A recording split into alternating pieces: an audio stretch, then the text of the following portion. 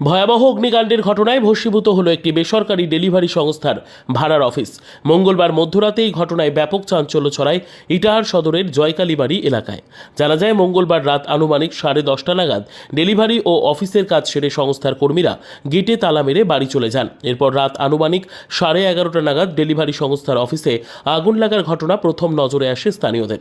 মুহূর্তের মধ্যে আগুন ছড়িয়ে পড়ে সংস্থার দুটি ঘরে।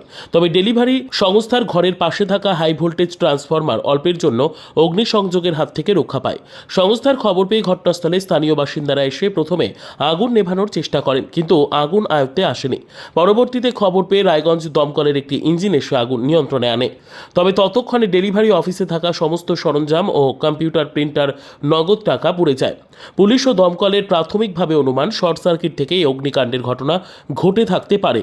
এছাড়াও দাহ্য পদার্থ থাকায় আগুন দ্রুত ছড়িয়েছে। তবে ইটাহারে দমকল কেন্দ্র না থাকায় ক্ষোভ দেখা দিয়েছে এলাকার বাসিন্দাদের মধ্যে। তাদের দাবি, প্রায় 20 কিলোমিটার দূরে রায়গঞ্জ থেকে দমকলের ইঞ্জিন আসতে দীর্ঘ সময় লাগে।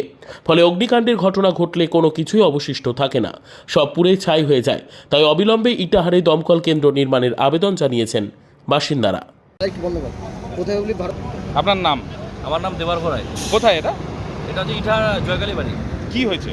হয়েছিল বলতে, এখানে একটি বাড়িতে কিছু অনলাইনের মাল রাখা ছিল, স্টক করা ছিল। তো খবর পাওয়া গেলো যে ওই বাড়িতে আগুন লেগে গেছে। তো সেই জন্য আমরা এসেছি সব পাড়া প্রতিবেশী মিলে, এবং ঘটনাস্থলে পুলিশও এসছে, দমকল বাহিনীও এসছে। দমকল কিছুক্ষণ পর আসার অভিযোগ উঠছিল।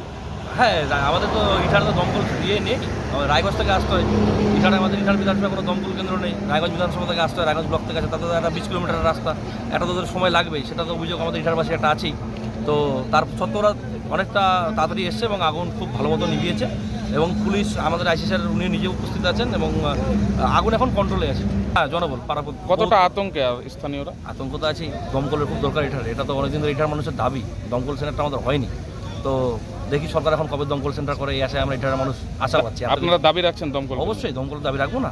দমকল একটা এমার্জেন্সি জিনিস, দাবি রাখতেই হবে। আমি যেটুকু শুনতে পেলাম, মেসো কোম্পানির মাল, কিছু অনলাইন মাল স্টক ছিল, সব পুড়ে গেছে। হ্যাঁ, বেশিরভাগটাই পুড়ে গেছে। 75% পুড়ে গেছে, 25% ওরা বের করতে পেরেছে প্রথমে। কোন কোম্পানি? মিশো। কি হয়েছে এখানে? কিছু বলতে পারছি না, আমরা তো সবাই অফিস বন্ধ করে চলে গেছিলাম। কটার দিকে? 10টার দিকে চলে গেছিলাম। আচ্ছা। আর খবর পেলাম 11:30টার দিকে, 11:30 দিকে। কি আগুন লেগেছে? হ্যাঁ, সব পুড়ে গেছে? হ্যাঁ, কিছু বেঁচে নেই, সব পুরো মালপত্র যা অফিসের যা ছিল সব পড়ে গেছে। কত মাল ছিল তাও? কালকের লটের সব মাল ছিল, রিটার্নের মাল ছিল, মানে অনেক, মানে বস্তা কমসে কম 20-25 বস্তা মাল ছিল। এটা কোন জায়গা? এটা আমাদের ইটাহার কালীবাড়ি, জয়কালীবাড়ি, কমলাগঞ্জের বাড়ির পাশে। তো কেমন করে লেগেছে আগুনটা, বুঝতে পারছো কিছু? না, কিছু বুঝতে পারছি না। দমকল এসছে? হ্যাঁ, এসছে। নিভালো? আগুন নিভালো? হ্যাঁ, নিভে গেছে, এখন নিভে গেছে। তোমার নাম? আমার নাম সুরাজ চৌধুরী। কতজন কাজ করো? আমরা 9-10 জন। ব্যুরো রিপোর্ট, উত্তর বাংলা সংবাদ।